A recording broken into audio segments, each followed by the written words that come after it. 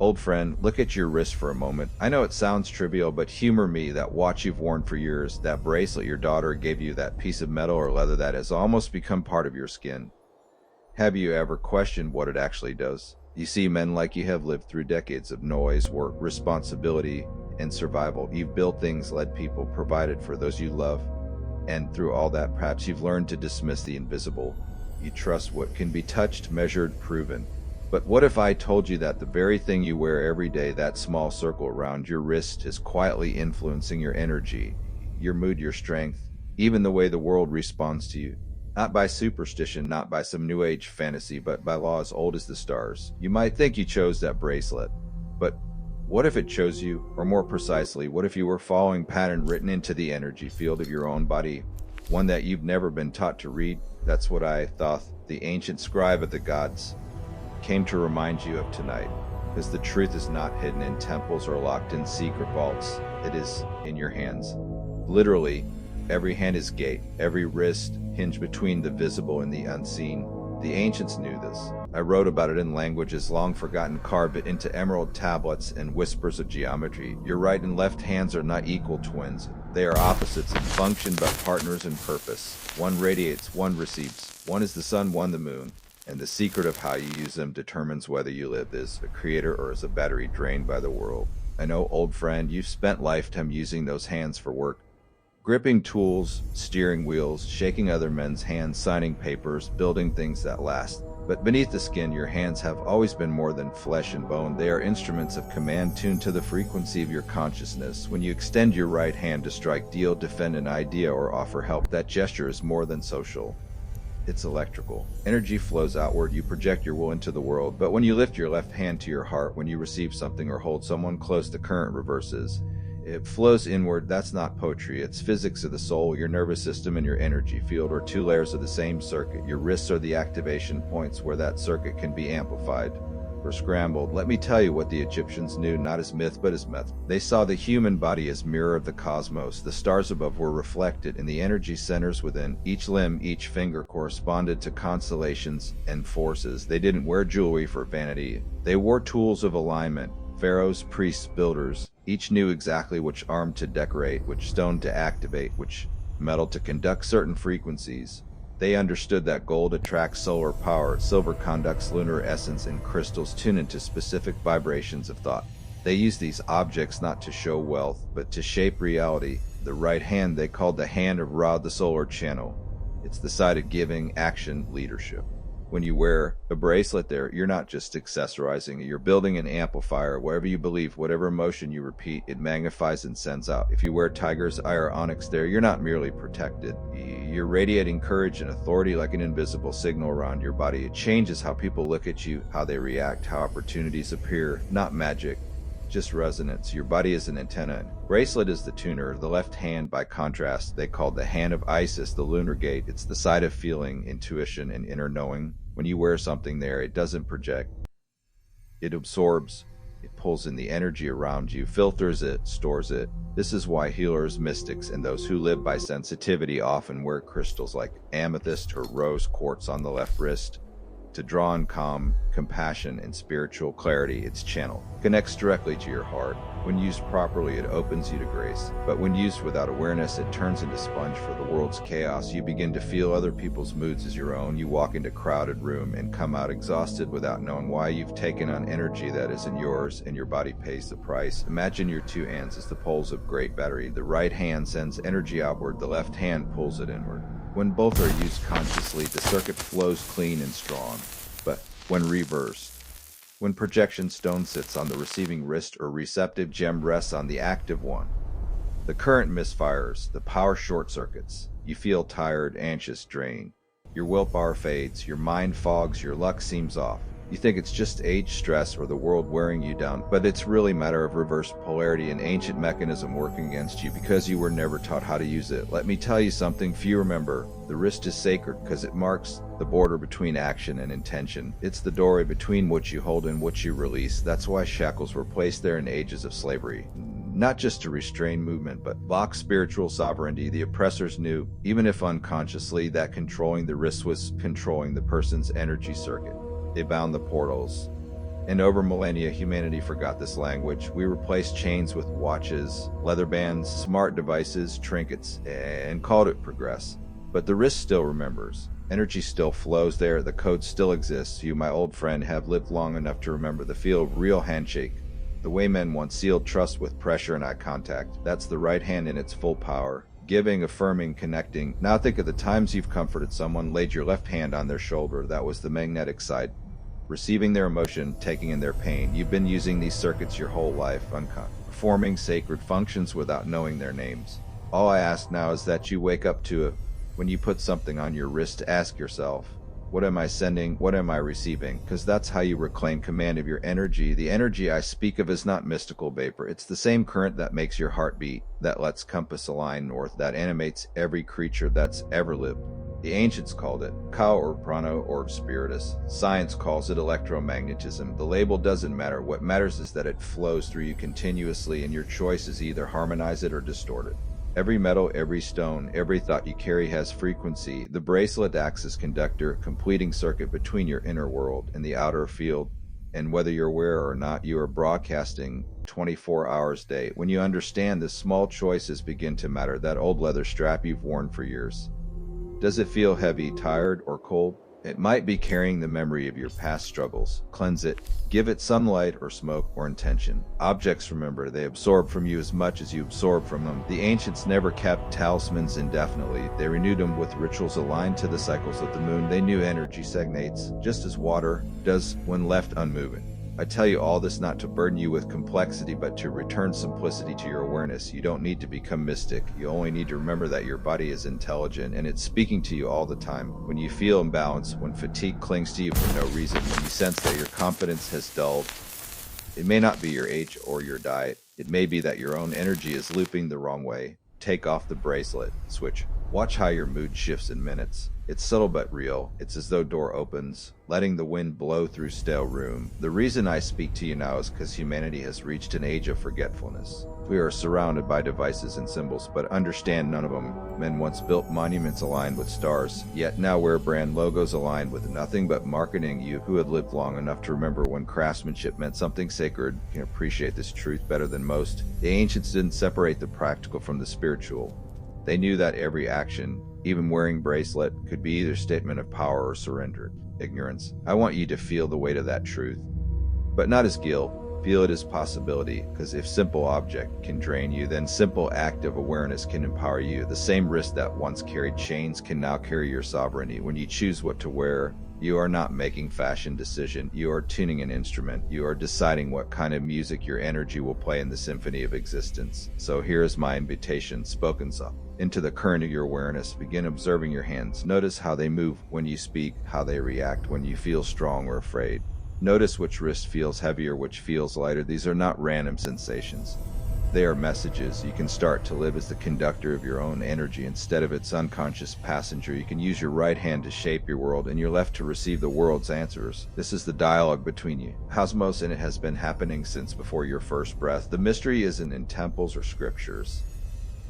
It's right there, pulsing in the veins of your wrists. You've spent lifetime earning wisdom through effort, and now you are invited to receive wisdom through stillness. The world will keep selling you more gadgets, more metal, more distraction. But your power has never been for sale. It was designed into your being by forces far older than civilization. And so as you sit there, listening, feeling the pulse in your wrist, understand this. It is not just blood you feel, it's the rhythm of creation moving through you. That pulse is the same beat that stirred the first oceans, the same vibration that holds galaxies in motion. You are not separate from it, you are its continuation, its living extension. Remember this the next time you clasp, watch, or fasten bracelet. Remember that your hands are sacred tools, one to give, one to receive. And that your awareness is the switch that determines the direction of flow. You've earned the right to live with intention, to stop being drained by invisible mistakes, and to start radiating strength that doesn't come from youth, but from alignment. The world may have forgotten the code, but you, old friend, are remembering it now.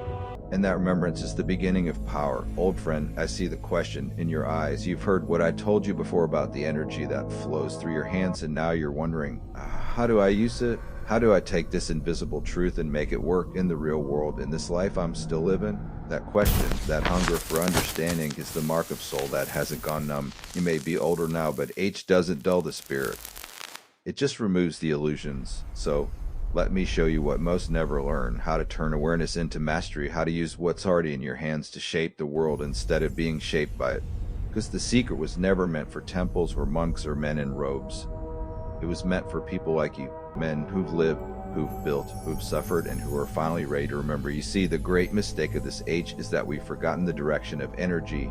People wear bracelets, rings, watches, and chains with no idea what they're doing to themselves. They think it's fashion or habit or nostalgia, but what they're really doing is creating channels of force. 99% of people get it wrong. They reverse the current like plugging live wire into the wrong socket. They take stone meant for projection, like tiger's eye or black tourmaline, and place it on the left wrist, the side of absorption. They think they're protecting themselves, but instead they pull in everything they're trying to keep out. They become tired for no reason, irritable, restless, drained after being around people. They say, just stress, but it's not. It's energetic confusion. It's the body trying to run backward. The opposite happens too. Man buys rose quartz hoping to soften his heart, to bring love or healing. He puts it on his right wrist, thinking he'll radiate love into the world. But what happens? The crystal draws from his reserves and sends that energy outward. The people around him may feel lighter, more peaceful, even uplifted, but he walks away feeling empty. It's like pouring water from your own well into every cup around you until there's nothing left for yourself. And because no one ever taught him the laws, he never realizes the problem. He just thinks that's what kindness costs. But kindness isn't meant to drain you, it's meant to renew you. When you reverse your polarity, you're at war with your own nature. Now imagine this, because this is where most people live. Both wrists covered with objects of mixed intention. One bracelet is for protection, one for love, another for luck, and watch that buzzes with notifications every 5 minutes. All these frequencies running through your hands, colliding like traffic with no signal lights. You become short-circuit of your own making. Instead of energy flowing cleanly, it loops chaotically. Your right hand projects power and your left hand pulls in confusion, and the current between them starts spinning out of control. That's why some men can't sleep, why others feel restless even when nothing's wrong. The energy has nowhere to go. It's like running an engine with the gas and the brake pressed down, but there's a way to fix it. The ancients didn't just identify the problem, they mastered the solution. The priests of Egypt, the mystics of the Andes, the teachers of Tibet. They all knew that if you balanced both hands correctly, you became living bridge between heaven and earth. The energy would flow in perfect cycle, your right hand sending strength, your left hand receiving wisdom, creating loop that powered itself endlessly. That is state of alignment, what I call the circuit of divine exchange. You give and receive in rhythm, never depleted, never overloaded. You become self-sustaining like flame that feeds itself on air. To reach that state, the first rule is intention. Nothing in the universe moves without it. You can't buy stone, strap it on, and expect it to work just because it's rare or expensive. The power isn't in the object. It's in the consciousness you imprint upon it. I could hand you the most sacred amulet of ancient Egypt, one that glowed with the energy of 10,000 prayers, and it would do nothing if you wore it unconsciously. But give me a piece of string and your attention, and I can make it pulse with the force of start. The bracelet, the watch, the metal. They are only vessels. You are the current. You are the power source. That's why I teach the threefold ritual: cleansing, consecration, and programming. These steps, simple but sacred, and you can do them in the quiet of your own home. The first is cleansing. Every object you buy or inherit carries history. Energies from the miners who extracted the material, from the workers who shaped it, from the hands that packaged and sold it. Before it touches your skin, it must be emptied. You can do this with the smoke of sage, by bathing it in salt water, or even by holding it under running water while visualizing every trace of old energy washing away. What matters is not the method, but the intention. To reset the object to zero, blank page awaiting your command. The step is consecration. This is where you dedicate the object to your highest purpose. Hold it close to your heart, close your eyes, and say something like, I consecrate this object to the light for my good and the good of all. Say it aloud if you can. Sound seals energy. This act is what separates tool from toy. Now the bracelet belongs to no one's influence but yours. It cannot be hijacked by external forces because it has been aligned with the vibration of your own spirit. And then comes the final step, programming. This is the moment of creation. Focus on what you truly want. Not vague wishes, but clear direction. If you desire protection, imagine yourself surrounded by light, strong and calm. If you seek love or healing, picture that emotion filling your chest until it overflows. When the image feels real, place the bracelet on the appropriate wrist. Right for action, left for reception. You've just given command to the universe encoded in both matter and energy. Most men stop there, but ones go deeper. Because once you master this external circuit, you must face the internal one. Everything you wear outside is only an extension of what's happening inside. Your right hand projects the thoughts you believe, and your left receives the evidence that proves them. If you think you're powerless, the right hand sends that message, and the world mirrors it back. If you think you're worthy, abundance follows the same law. The bracelets only amplify what's already written in your consciousness. So as you cleanse your objects, you must also cleanse your thoughts. The two is separable. The object is the mirror. Your mind is the reflection. There's another truth you need to hear, and it may sting little. Many of the symbols people wear today aren't chosen. They're assigned. The logos, the wristbands, the branded emblems that seem harmless are modern chains. Once shackles were made of iron and leather, and they marked slaves. Now they're made of stainless steel and gold, and they mark consumers. The system doesn't need to bind your hands anymore. It binds your identity. Every time you display brand without knowing its vibration, you're lending your energy to it. You're strengthening an invisible network that feeds on your attention. That's why trends rise and fade so quickly. It's not about fashion, it's about feeding. Every mass trend is an energetic siphon. The only defense is awareness. When you buy something, ask, does this symbol represent my truth or someone else's? Am I choosing this or am I being chosen? That question alone cuts more cords than any ritual. When you reclaim your wrists, you reclaim your sovereignty. You no longer walk as an antenna for the world's chaos. You walk as transmitter of your own light. And when both wrists are balanced, right projecting confidence, left receiving wisdom, you become something the ancients called an alchemist of life.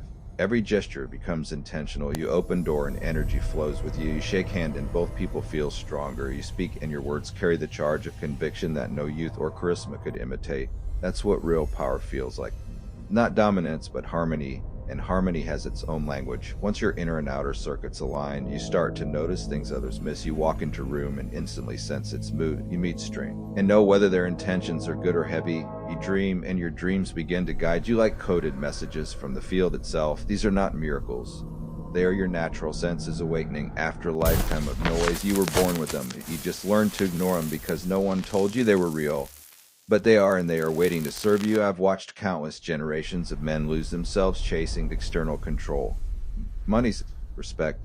While the true source of control sits quietly between their hands, the world teaches you to grip tighter, to hold on, to dominate. I am telling you the opposite. Learn to flow. Let the energy move through you, not against you. When your hands are balanced, you don't need to fight the current. You become the current. That's why the ancient phrase says, the power is in your hands. It was never metaphorical. It was literal. You might think it's too late to start learning this now, but time is only the mind's illusion. You've lived decades gathering experience, strength, and wisdom. Now it's time. Integrate them. You don't need to meditate for hours or chant foreign words. All you need is attention. The next time you put something on your wrist, pause. Ask yourself what you're aligning with. That simple act is the beginning of mastery. The universe doesn't respond to youth or speed. It responds to clarity. So as I leave you with this final thought, place your hands before you, palms open. Feel the subtle pulse beneath your skin. That rhythm is your original connection to the cosmos. It's older than your name, older than every nation, older than the earth itself. You don't have to create energy. You only have to guide it. Right hand gives, the left hand receives. When both act with awareness, you are complete. You stop asking life to happen to you and begin participating in its creation. That, my friend, is the hidden secret I came to return. The art of conscious circuitry, the bracelets, the rituals, the stones. They are reminders, not requirements. The real tool is you. You've been carrying it all along. The energy that builds worlds hums quietly in your wrists, waiting for you. Remember what to do with it. And now, as you sit there in the silence between heartbeats, you finally do.